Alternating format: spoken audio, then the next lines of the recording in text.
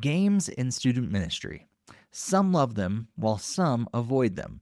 But could they actually be a key tool for deeper discipleship?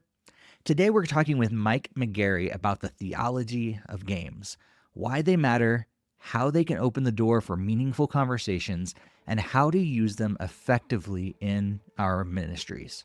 So get ready to rethink how games can fit into your ministry and how they can open the door to deeper faith conversations.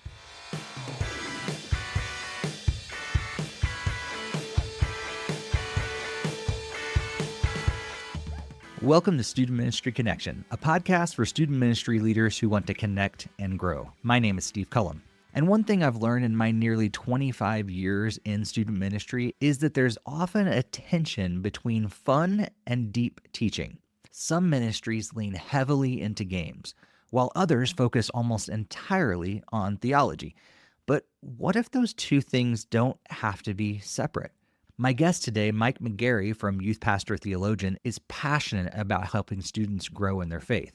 And he also believes that games can actually be a powerful tool for discipleship. We'll talk about why games matter, how they can lead to incredible faith conversations, share some practical ways on how to use them in your ministry, talk about a couple game failures, and even discuss a few of our favorite games. Let's dive in. Well, Mike, thank you so much for being on the podcast. Appreciate it. Thanks so much for having me. So, for our listeners' sake, we even though we lived in the same general area for a while, we met each other after I moved away from New England. I know, how weird. But yeah, a good friend of ours, a mutual friend of ours, kind of connected us, and who's been on the podcast before, Aaron Stetson, and said, "Hey, you guys need to know each other." And it's just a bummer that we didn't get to know each other when we actually lived, in close proximity. I know. Yeah, I'd seen your name around and I'd heard of you. All good things, Oh, of good. course, all good things. So yeah, when Aaron connected us, it's like, oh yeah, we probably should have met before he Yeah. left New Hampshire, but here we are. Yeah. So it's been a pleasure to get to know you over the last year or so. But for the sake of our audience and just connecting with you more, I'd love to start with your story, your testimony, maybe go back as far as you want, but especially to talk about how you met Jesus, how you got started in ministry, and especially this transition you've made over the last couple of years into Yeah. youth pastor theologian. Yeah, thanks. Yeah, so I've been serving in youth ministry in some capacity for about 20 years now. I grew up as a church kid, the youngest of four here in Massachusetts. And yeah, I was that kid in Sunday school who would answer pretty much every question and sometimes knew the answers. Nice. So, yeah, my parents separated and then later divorced when I was going into middle school. So I was 12 going on 13 when life really just kind of blew up in my face and thought this isn't supposed to happen to Christian families. Mm. And yet here we are. And I don't really know what to do about that or how to make sense of this. And right around that same time frame, my church had hired a new youth pastor, and man, he was old. I was like, why are we hiring an old youth pastor? I look back now, and we're still in contact, Craig and I, and he was 38 when when he accepted the call, Nice. and we were all like, "Oh, he's ancient. He could be our grandfather." But Craig was exactly who I needed in my Mm. life. He was a faithful, godly man, a really good youth pastor, highly relational, and he just cared. He cared for us. He taught God's word faithfully, helped us see Christ. And yeah, when life was really messy and complicated, he was there. Mm. So for all the things that you say about the ministry of presence, Yeah. I am a bit of fruit from a faithful youth pastor practicing the ministry of presence. Mm. And yeah, when I was a teenager, I was very quiet. I had I had a pretty bad stutter, Mm. actually. Had a hard time speaking in front of groups of people. Mm. And yet Craig gave me an opportunity one week to teach Bible study. Mm. And I was like, yeah, okay, let's do it. And, in hindsight, he and I have talked, and he was like, yeah, I really did not expect it to go well. But you were interested when I threw Wow. out the opportunity and you took it. So I said, okay, well, let's see. And when I was teaching God's word, words just happened Mm, and made sense. And people were like, wow, that was actually pretty helpful. mm, So I had more opportunities to lead and to teach, and then helped start a Bible study in my public high school in Massachusetts, which was unheard of. yeah. You don't really do that up here. And yeah, just the more I taught God's word, the more it was kind of just like, I think this is what I'm supposed to be doing, because I still had a really hard time like answering teachers' questions in Mm, class. But when I had the Bible open, it it just made sense, mm, and it was helpful. And so I went to college and then later seminary, studied to prepare for pastoral ministry, served in a church in Massachusetts for 14 years, and then another for 4, and was always a theologically minded youth pastor. I just know for me as a teenager, sorry for jumping around a little bit here. very good. Yeah, when I was in high school, my group of friends sounded like the beginning of a really bad joke. It was me, a Christian, some kind of what we would say now are progressive Christians, right? One of the more liberal churches in the area, an atheist, a Jew, and a Buddhist. And this was my group of best friends. I mean, that's just, Nice. this was not me trying to do evangelism. This was just my friend group. And so we would talk about everything and anything. So as a teenager, I had to know what I actually believed, Mm, and I had to be able to articulate it without being a jerk, mm, right? mm, Because these are my friends. I love them. And yeah. yet when they point blank ask me as a high schooler, so you think if we get into a car accident on the ride home and we all die, that you are the only one who is going to heaven? How do you answer that? Right.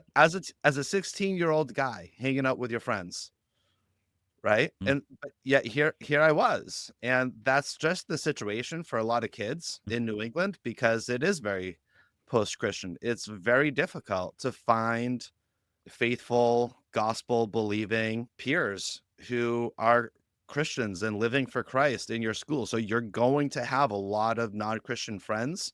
There's going to be a very strong non-Christian influence. And so as a youth pastor, I wanted to equip them for that and mm, help my church kids to have deep roots, to understand what does it mean to be a Christian. And when you're surrounded by so many Catholics and so many mainline or progressive churches and Christians who call themselves Christian, like, how do we make sense of that? yeah. So yeah, youth pastor theologian really flowed out from just my own pastoral experience in trying to equip teenagers who are living in a very secular area, trying to equip them to understand what does it mean to be a Christian, what doesn't it mean to be a Mm, Christian, and just how do we live faithfully? So mm. how does life and doctrine cooperate, and those types of concerns? That's so cool. And I love how you put it. And we've had conversations before too, because I think a lot of times when we hear theology, we think that it's this deep study kind of stuff. And of course that's involved in it, of Yeah, course, but it's you're coming at it from a very practical way. How do we actually practically put yeah, these theological concepts in our lives, and we help teenagers to live out their faith, because that's real. They're going to yeah. encounter, especially Mhm. places like in parts of the country like where you are. They're, like you said, Yep. they're surrounded by a bunch of people that aren't claiming to follow Jesus. And so Right. how do you actually take these deep thoughts and things that God has given us and put it into practical everyday use as they're living out their faith? Yeah, exactly. Yeah. The goal of what I'm trying to do with Youth Pastor Theologian is not to raise up seminary professors in the youth room. The goal is to equip youth leaders, volunteers, bivocational, full time. We want to equip youth workers to be able to disciple the next generation of Christians. Mm, right? Like, we're not trying to make theology professors in the youth room, but we are trying to make Christians. Yeah. So maybe we need to talk about what Christianity actually is. Yeah. That's so good. Well, it seems like to me, Mike, and you've probably seen this over the years as well, that there seems to be lots of extremes within the Yeah. student ministry world. And one of those extremes I find is people that are all about the games and like, we're going to have tons of games and activities and we're just going to have a really good time with teenagers. And then on the other extreme, it's like solid, deep teaching and that sort of thing. Yeah. But even though you're all about theology, I know that you've also not abandoned games. So, how did those two meld together? And why do you feel that games and activities are still so important, even though you're very theologically minded? Yeah, I just reject the choice between fun and serious. I mean, God created life. God created laughter. He didn't need to make joy. God chose to create joy. Mm, God chose to create laughter. That's not some like cheesy, lame Jesus juke. Oh, we play games because God created laughter. Like, no, like really, like in a mm, deeply biblical sense, like when God created Adam and Eve and placed them in the Garden of Eden, he said, go and eat from any tree in the garden except for the garden of good and Eden, of good and evil, right? Like, go and eat. hmm Right? Go and enjoy life. Go and enjoy the garden. And so, yeah, I think fun and games are just a part of human flourishing from creation. What does it mean for us to be created in God's image? And I think part of that culture making, part of that human flourishing has to do with just enjoying the world that God made, enjoying fellowship with one another. And I don't know, I really think that it's hard to love someone who you can't laugh with. mm, And so if we want students in our youth groups to be vulnerable with one another and to be honest about the burdens that they're carrying and to share their more than surface level prayer requests, but they can't throw a dodgeball at each other and they can't laugh together and they refuse to play together, then that is the deep stuff's just never going to happen. mm. Because guess what? They don't like each other. Like, do the people in your Bible study like each other or not? You can kind of tell by how loud or quiet the room is. Yeah. Yeah. So, fun and games are not something that we should do in youth ministry to get kids to show up. And I think that is my concern. That's Mm, my theological red alert. hmm Like, that is the wrong reason to do fun and games in youth group. Because if you're doing fun and games in youth group to get kids to show up, then really by default, what you're saying is the fun and games are more exciting than Jesus. Yeah. That this is what gets you to come, and this is what you should care about. That the most exciting thing we have to give students is the Word of God.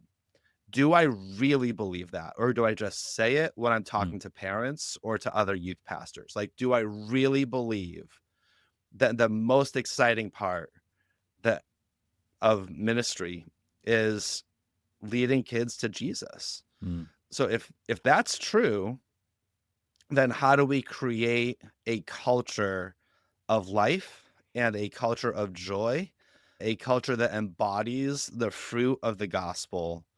And I think that culture is going to be loud for the most part, right? mm. And just lively and full of joy. And so, yeah, we could, Yeah. yeah, I just don't think that we need to choose between having fun or going deep. That's so good. And I loved your article that you wrote about this on YPT as well, and you dive into it a little more. So we'll link that in the show notes for people to check out Yeah. as well. Great. Thanks. But I'd love to kind of get into some of the practicalities. Yeah. So What are some of those stories or examples that you've seen and ways that you've used games and fun to open the door then for the amazing Yeah. faith conversations and those deeper understanding of biblical truth? So some people take a real strong stance on like games should always be an example of the Bible message. And I've just never been creative enough to do that. So if you can have games that dovetail with your message, that's not cheesy, then hey, Right. go for it. I'm not good that way. So that's not necessarily what I'm going for. But let me tell you a story about a nameless kid who I was fairly new at the church. At this point, we were playing dodgeball. Yeah, this kid must have gotten pegged like 5 or 6 times. I mean, it was really egregious, you know? So finally, I was like, "Dude, you're out." Yeah. I mean, he thrashed to the floor, pretty much started, like, legitimately crying, Wow. and had to excuse himself from from the room because he was Mm, so devastated to be called out. So do you laugh at the kid mm, and be like, "What a loser?" yeah. Or as a pastor, do you walk out into the hall and you're like, "Hey, what's going on Mm, here?" Like, you talk to the parents afterwards, and like, "That was a really strange reaction," and that shows you something, yeah. right? That shows you something about where they are in their just emotional maturity, what things they value and care about. It gives you a window to understand students, to watch how they play, how they handle winning, how they handle losing, who's a super rule follower. Like, Mm. I mean, to the line, a rule follower who's kind of like, the rules, whatever, right? Like these are things that show you Yeah. what's below the surface. And so, one of the conversations that I would have pretty often with kids is my line was, "That's just not what we do here." Mm. So when kids get hyper competitive, right? And you have that high school boy who's just like acting as if there must be a 9 square recruiter in the room Yeah. watching for his dominance, or like, hey, that's just not what we do here. Like we're playing games to have fun together, and that's not what we do. Like, so when kids go really overboard, and then when you have some who are always on the outskirts, they never want to play, they never want to participate, instead of forcing them to play, Mhm, how can you just send a youth leader just to go and sit next to them, mhm. right? Just like have a youth leader who also is not a huge games person. Just go and sit with them. Yeah. And, that kid might not probably be super talkative because that's usually how those situations go. Mhm. Just send one of your quieter, more introverted youth leaders to go and sit with that kid Mm, and just watch together, mm. That's good. That's so good. instead of forcing a kid who's not comfortable playing to go and be embarrassed now, which is fueling the entire reason why they didn't want to play. Right. But now because you're like, "Oh, games are super important." You're like, the point is not the game, Mm, right? The point is the fellowship. mm, So, how can you come alongside and create that community? mm. And I think another thing too is, yeah, just to remember that introverted nerds also like games. Their games are probably just less sweaty and loud and chaotic. So how can you be mindful for them in game time too? Yeah, that's good. Yeah, and I've noticed that's one of the what you mentioned about just paying attention to students. I think that's one of the reasons why I enjoy, like, team building activities so much Yeah. is because you Yeah. can learn so much about personalities and gift sets and all these different things as they're interacting and trying to accomplish things together, which Mhm. is, it can, yeah, like you said, it can lead into the teaching for that night, or Yep. it doesn't have to, but you're gonna learn a lot about them, and they're going to learn a lot about themselves as well. And it's Yeah. not, it's more than just let's have fun together. Like that's a Mhm. big piece, but you're also learning a lot during that time too. Yeah. So I loved what you said about making sure that we take into account all these different types of Yeah. students, all the different personalities that are there. What are some other tips for leaders who want to use games, want to use activities and fun to open the door for those better teachings and conversations in ministry? Is there something they need to be thinking about ahead of time as they're planning those games and everything, like in addition to, taking into account Yeah. all the different personalities? Yeah. I like to jokingly, but honestly say that someone should be upset about the game every week. Kind of the same way, like someone in church should be upset about the songs being boring or too Mhm. loud. That means that you're hitting a good mix and a good blend from week to week. And same with the games, right?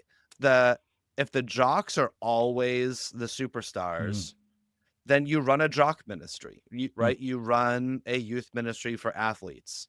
And the kids who are not athletic are always going to feel like second class citizens because you clearly are not planning the games for them.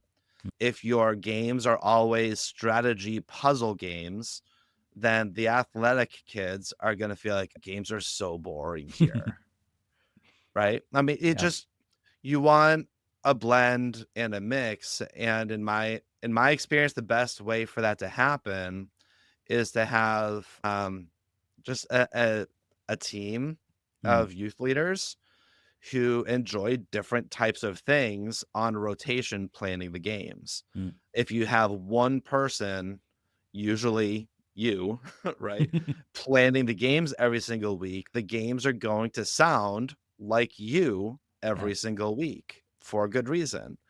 And so what I've found helpful is to think about the different types of kids that we have in the youth group and to ask different leaders to plan games with different kids in mind. Mm. And sometimes even to ask those students to plan a game or to suggest a game. Mm. And and that works really well with the hyper competitive kids too, Mhm. because when they choose the game, but then they also have to run the game. So you're not Yeah. playing this week. Now you're running the game. They realize how obnoxious it is Yeah. to have them playing, and then now all of a sudden they start to tone it down a little bit because they've now developed a little bit of sympathy. Yeah. So if you have a highly competitive, sometimes even a highly competitive youth leader who really goes overboard, they weren't a good athlete in high Yep. school, but now that they're an adult, they can toast these teenagers.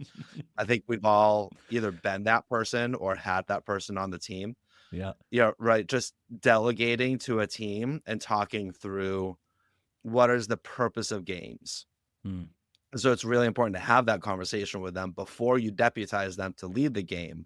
Otherwise, they're just going to go over the top Yep. and make it like the world's greatest youth group game. But if you can talk them through, right, the reason why we play games is to tear walls down between Mm. groups of students, especially if your ministry is in a context like mine, where we have multiple kids from multiple different schools coming to youth group, and they have been raised and trained their entire lives basically to view students from other schools as the competition. Mhm. You are the enemy, but now that we're in church, we're supposedly a church family, but we really only see each other once a week. Mhm. So you're going down. How do you think through how to plan games in a way that you're not continuing to add bricks to the walls that separate students, because games really can do that. Mm. And I've seen that happen, unfortunately, Yeah. where the way that we did games actually created more distance. But I've also seen those bricks come down where students need to compete together rather than against each other, where they're playing a different type of game.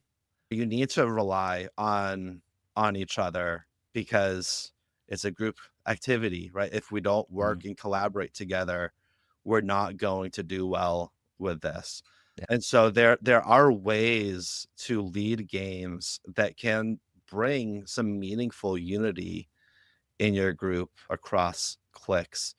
Yeah, one thing I would say is pranks are always a bad idea. And I know that there are lots of opinions about pranks and gross games and messy games and whatnot. It's probably not too surprising to too many people who have listened this long to say, I'm not a fan of messy games and gross games, but pranks are always a bad idea. Mm. Yeah. So yeah. And keep the rules for the love of God. Like keep the rules short and simple. If the rules are Yes. complicated, then it's not a good youth group game. Yeah. That's true. That's very true. Yeah. And I learned several years ago at a workshop, I think it was a youth ministry workshop that I went to, but I'll add in there, run your game ahead of time, practice your game ahead of time. Yeah, if it's a And new game, especially with the yeah. rules, find Yeah, someone and try to explain it to them. And if they have yeah. a stone cold look on their face, you need to simplify those rules. Oh, it's brutal. Yeah. Well, because they're gonna be half listening. Yeah. So if the rules are complicated and long and they're half listening, now all of a sudden you spent the entire game time just explaining the Yeah. rules, Yeah.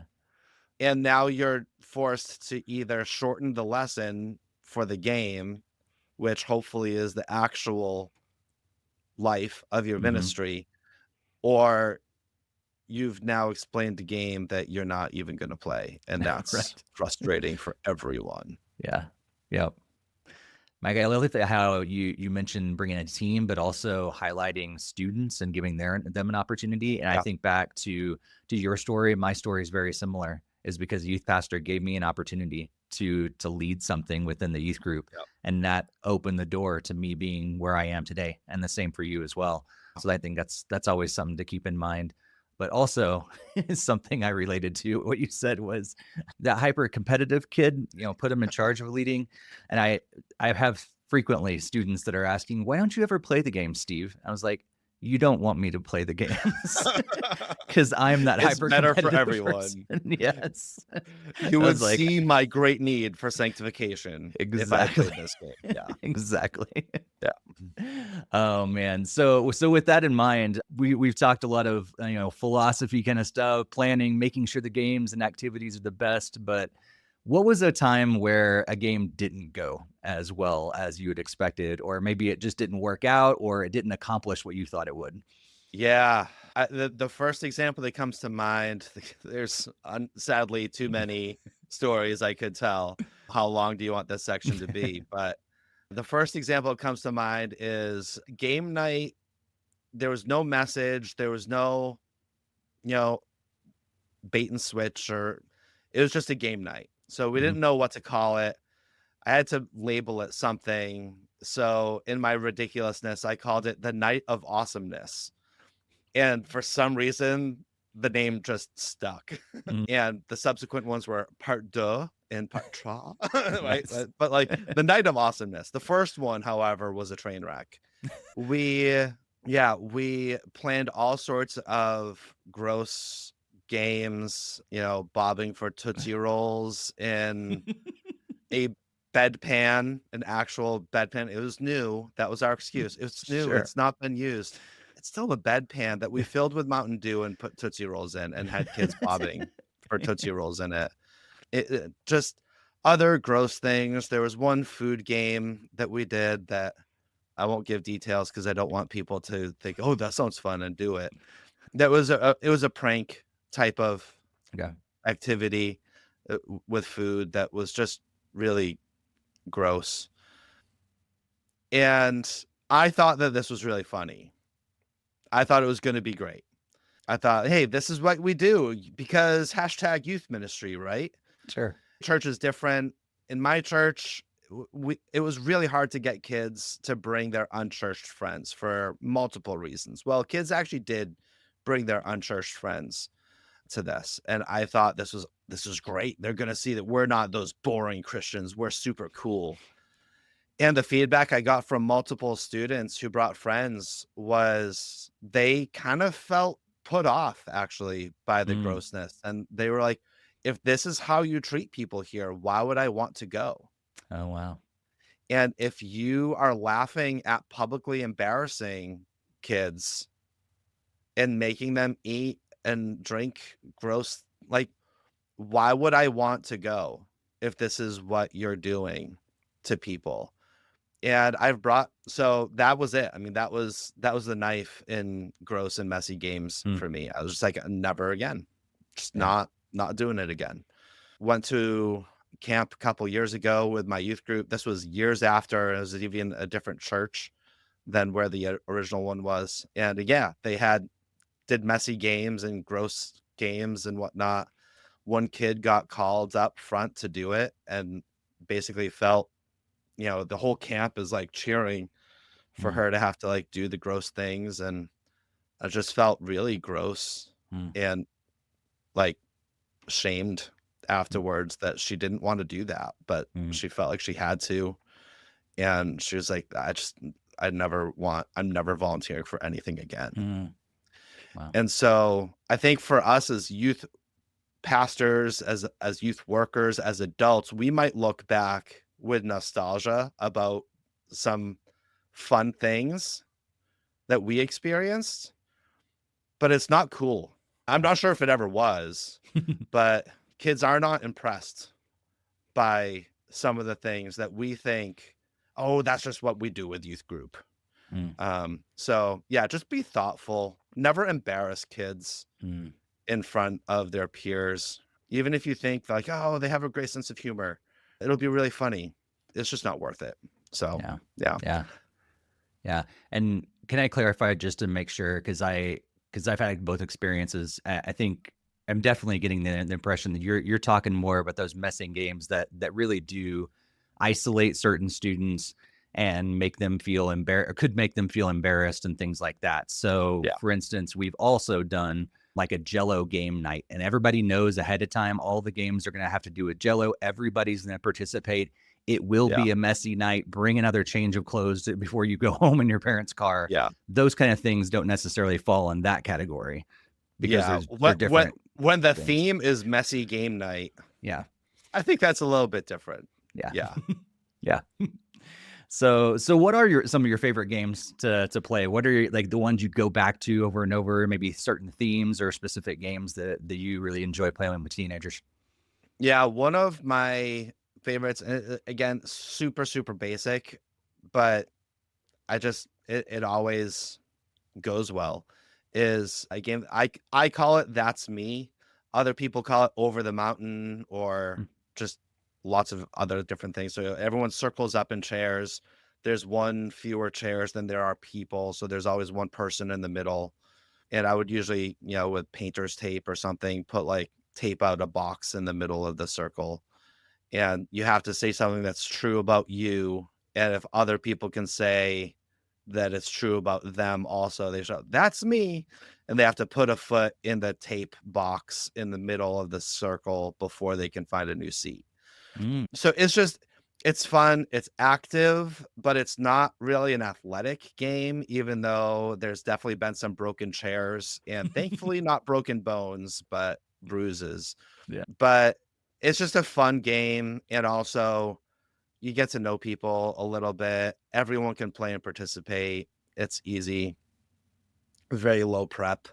Nukem always is great. So I would have I would find a table and then put a cloth over one side so you can't see underneath the table, and everyone has to sit on your butts. So a butt has to be on the ground, and then just with the ball, just playing Nukem or Elimination or whatever, Mm. because we never really had like a big gym. So Yeah. with low ceilings, you're gonna sit down. And another one that we liked to do is a little bit you not a game that you would do in a room with carpets, is marshmallow basketball. Nice. So, you have someone, again, everyone on their butts, but someone sitting on like a chair on each where you would put a goal with a bucket, and they have to catch the marshmallows from their team. So you have someone from team left sitting in the right goal and vice versa, right? So the Mm. goalie is trying to catch their teammates' marshmallows, and we would usually have spoons. So you're flinging the marshmallow with a spoon instead of just throwing it. So it's kind of Nice. like an equalizer. So the athlete people are all kind of, level Yeah. ground. So yeah, you'd always be finding marshmallows for like a month or two afterwards, though. Yeah. Yeah. And yeah, I may have made the mistake of playing that in a room with carpeting once, and it was not a fun conversation with the church janitor that week. Nice. Nice. That reminds me of another mutual friend of ours who's another youth pastor in town, John. He hosted a big Nerf night earlier this year, Yep. and our church and another church went over, and we had a blast playing. But I asked him ahead of time. I was like, "So how long into the year do you find these little Nerf darts Oh yeah, surrounding the church?" He's like, absolutely. all year long, everywhere." And Yep. so I don't tell him. I don't know if he'll listen to this episode, but I made it my personal mission. And as I was supervising that night, to just toss Nerf darts in random Oh, places you around the are church. evil. You are evil. So we'll see. We'll see how often they find them. Hey, John. Yeah, that's so That's great funny. though. Yeah. So I'd love to give you an opportunity before we close up here, just to share some encouragement. Maybe it has to do with games, or theology and youth ministry, or whatever else that God's put on your heart. Just giving you opportunity to kind of maybe speak a little more to the heart of the listener today, and just kind of share some encouragement. Yeah, I think in terms of kind of just a final word on games and stuff, how do I know if I've kind of become too focused on games and the fun side of ministry? When was the last time you did something in your ministry that was not explicitly fun? Hmm. When was the last time you did something in your ministry that you didn't feel the need to make it fun? Does there always have to be a game? Does there always have to be a fun thing? If you always have to have a fun portion of the night or whatever, then you probably think that if there's no fun, they just won't come. And I would just challenge that. So I would encourage you to test to see if that's true or Hmm. not. And you might be surprised. So just big picture about the mission of youth ministry. A lot of people, a lot of youth workers talk about, our mission is to make teenage disciples, and this is how we're going to do it. And I would just push back on that a little bit and say that the mission of youth ministry is not to make teenage disciples. I would say instead, the mission of youth ministry is to make adult disciples Hmm. whose faith took root during the teen years, right? Don't we want the kids in our youth group to be the next generation of Sunday school teachers and missions committee members and, right, just leaders and servants in the church? Hmm. We want them to develop enduring faith, a lifetime of faithfulness and godliness. And obviously, we need to meet them where they're at, right? I mean, Yeah. that's like obviously this is youth ministry. So meet them where they're at, but lead and structure and program your ministry so that you are calling them into a faith that's big enough for them to grow into, instead of giving them a kid-sized faith or a bite-sized faith that they're going to outgrow, Hmm. because life is going to come at them.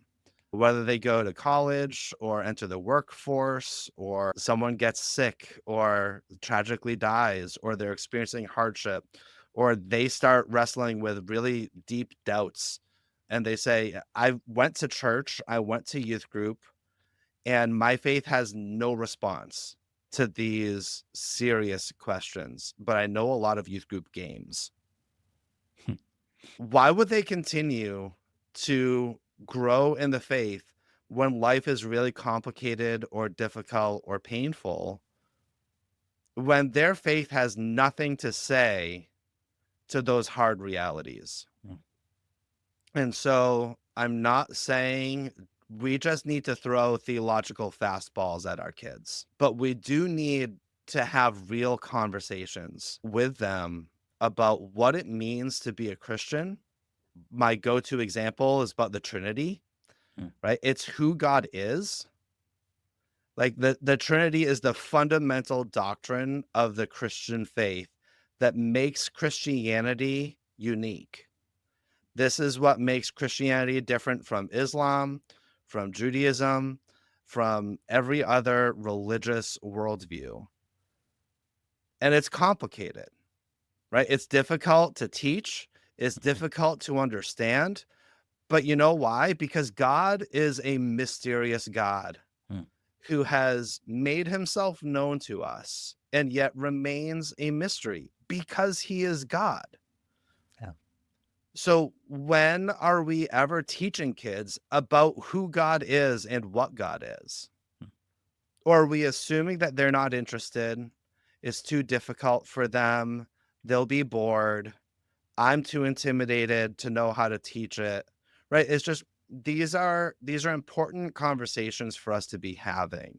Mm. And I understand that it is difficult and it is intimidating to know how to have those conversations. And that's literally why Youth Pastor Theologian exists, because we want to equip youth pastors and volunteers to be equipped and confident to have meaningful conversations with their students about the issues that are difficult to have and sometimes intimidating to have. And I just want to say, you can do it, right? You can do it. We can help. You're not alone. It's worth the stretch Mm. because we want to make lifelong disciples. Mm. So have those conversations. And when they ask hard questions that you don't know the answer to, then be honest. Don't make stuff up. Say, Yeah. you know what? That is a great question. And I'm not really sure how to respond. Why don't you take some time this week to look some stuff up online? I'll take some time this week to ask around and to look some stuff up online. And let's get together for hot chocolate or whatever sometime next week. And we'll share what we learned. Mm. That's so good. Yeah. Man, I'm feeling so much this in my current group that I'm helping with, especially our middle schoolers. Man, they're a blast to be around. I love having fun with them, but almost we can turn on a dime and just being able to go into conversations, and the Yeah. environment we're being able to create is just, it makes student ministry fun. I enjoy being with those students so much because of both sides of the ministry. I know people are going to want to connect with you more. Maybe they learned about YPT today, they learned about you, or they're like, oh man, I need to connect with him more. It's been on my heart.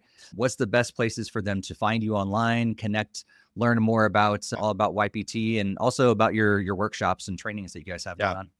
Yeah, thanks. Yeah, everything is all available at youthpastortheologian.com. I've written a few books.